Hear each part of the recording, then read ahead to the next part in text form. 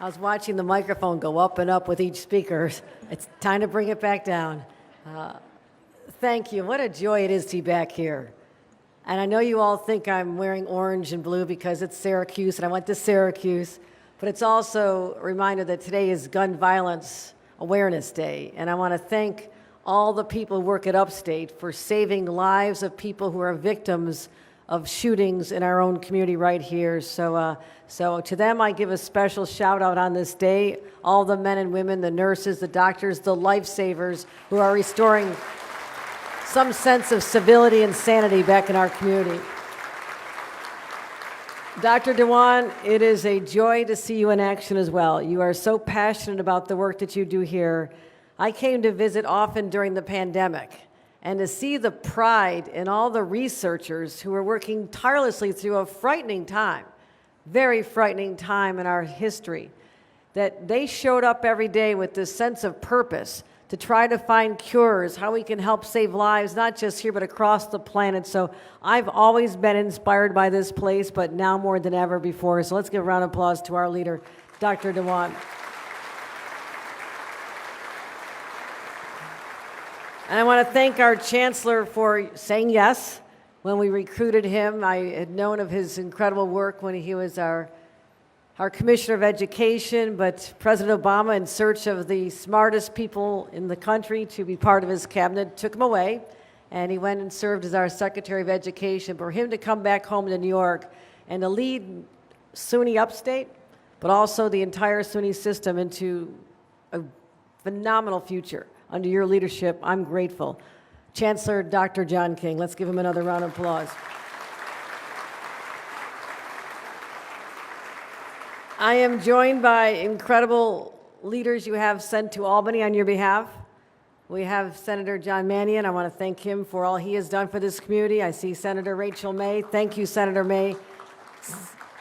And of course, Al Sturpey, who's been here for quite a while. It's great. He's got the senior guy here, a little longer than some of your colleagues stood. I want to thank our assignment as well. I think we also have some of our county legislators, Linda Irwin and Peggy Chase. Are you here, Linda and Peggy? They're my friends. Great to see you again. Great to see you. And Randy Wolken, our co-chair of the Regional Economic Development Council, is here, I believe, as well. But today goes to the Nappy family. And I'm a fairly new grandma myself, so I'm always noticing babies in a crowd, and I'll tell you, Leo is adorable. So let's welcome a 9-week-old member of the Nappy family to this event today. Congratulations to your family. Congratulations.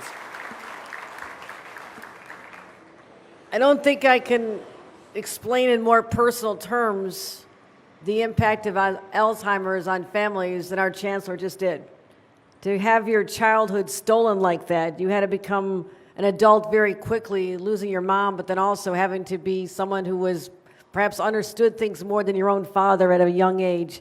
That may be a reason why that you are so committed to serving others. And I understand even more about your life story and your journey here. So every family who has to see a loved one deteriorate with Alzheimer's, it is so frightening because you don't know what the future brings. You don't know if it's going to get worse.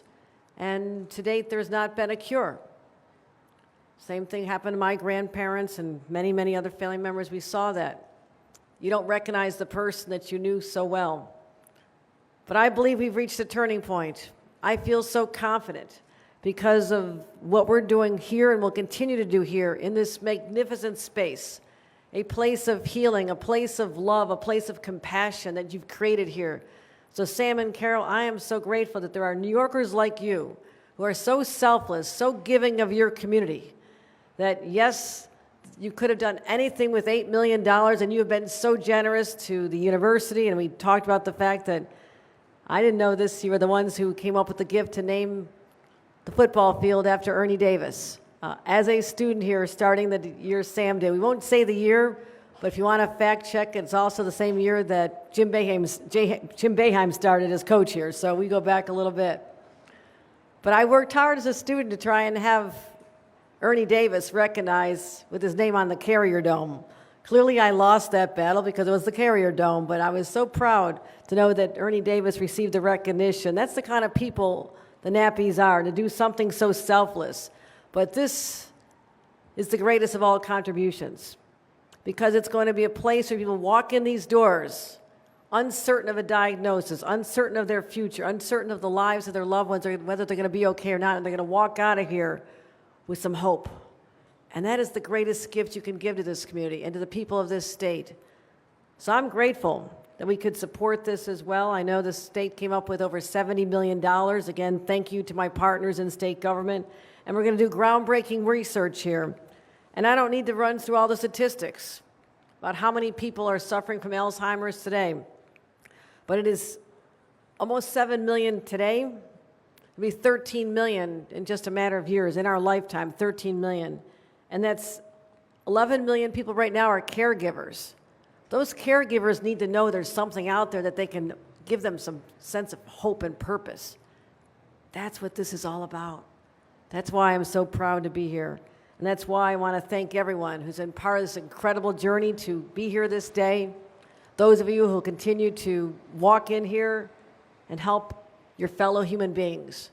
My friends, there's no greater calling than what we're doing right here today. I hope you all feel that sense of history that we're making. It's not the same history that Dr. Dewan talked about, but it is our own history. We're making history today by putting down the marker and saying we will eradicate the disease of Alzheimer's starting right here in central New York at SUNY Upstate, and you have been part of making this history. Congratulations to everyone for all you're doing here today. And it is especially sweet to be able to introduce someone who spent over 20 years of her life as a psychiatric therapist at Upstate University here, Medical University. You've been a strong advocate, Carol, for so many people and helping give people that sense they're going to be okay. So I want to thank you for what you've done in philanthropy, but even before that, learning firsthand the challenges that our healthcare workers are going through. You lived it yourself. And now to take this opportunity to give back and help those workers have a nurturing, caring environment to work in, I think that is extraordinary. Ladies and gentlemen, let me present to you Carol Nappy, and a huge round of applause to her and to Sam for your incredible gratitude and the entire Nappy family.